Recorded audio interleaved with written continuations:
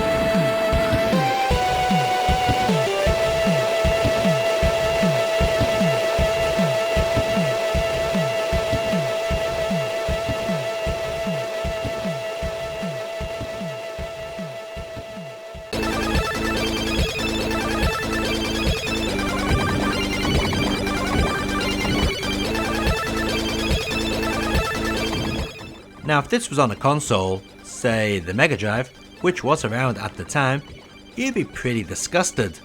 But for an Amiga, this is actually pretty good. The graphics resemble those of the arcade, and even come complete with parallax scrolling. The audio isn't too bad either, and even manages to squeeze in some sound effects while the music is playing. Unfortunately, the game does play a little slow, and it can be annoying with having to press the spacebar every time you want to reorientate your option pod. But as I said, for an Amiga, this is pretty good.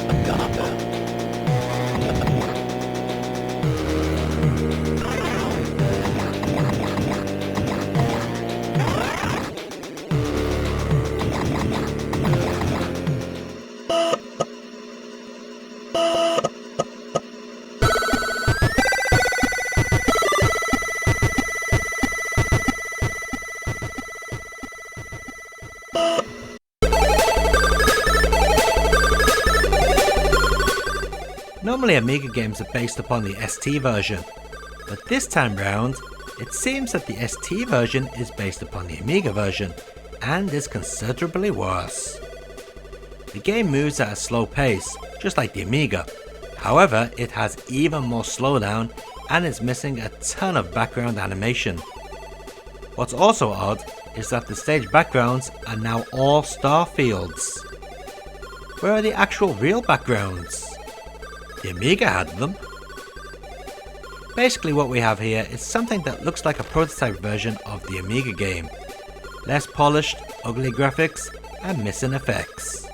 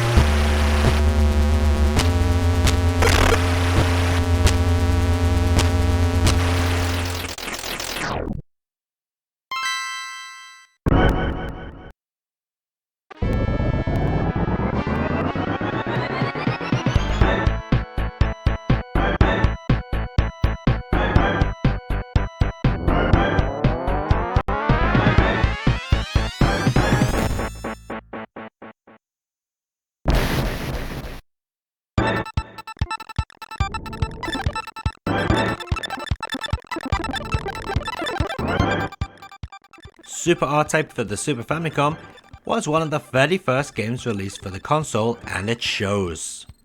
Irem's poor programmer skills show their ugly face big time in this game. Now while Super R-Type at first glance doesn't seem to be R-Type 2, it actually is. What we have here is a remixed version of R-Type 2 with added stages and cool new music. Unfortunately, the chronic slowdown really does hurt the game.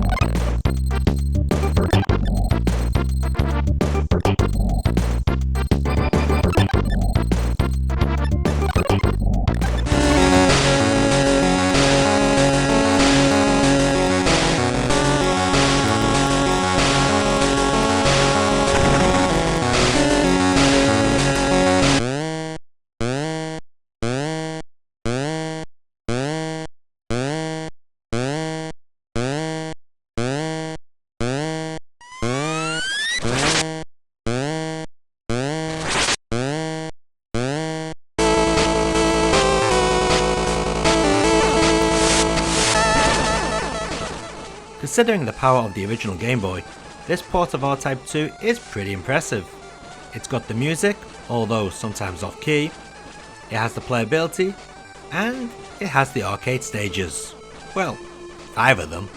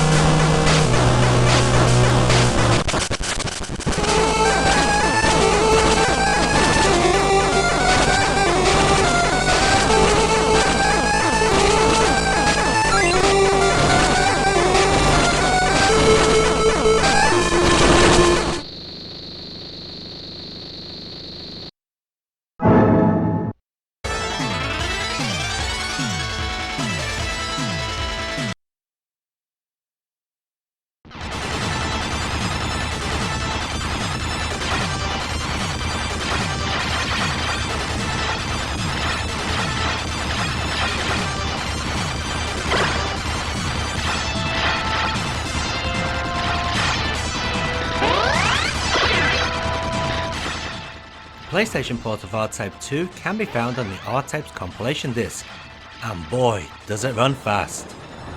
This port is most definitely not emulation, as the transparent stats bar and wobbly parallax and different sound effects prove. Actually, this port should have been arcade perfect, but as it stands, it's just too fast, which kind of kills the fun factor.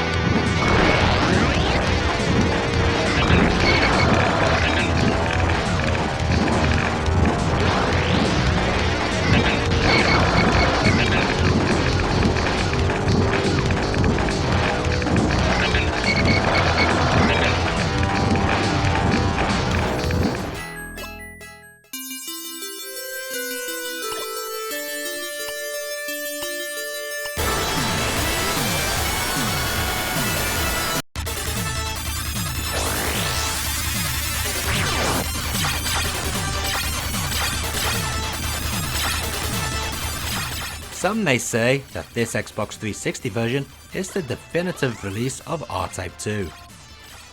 It can be found along with R-Type 1 on the R-Type Dimensions collection. This release really is something special.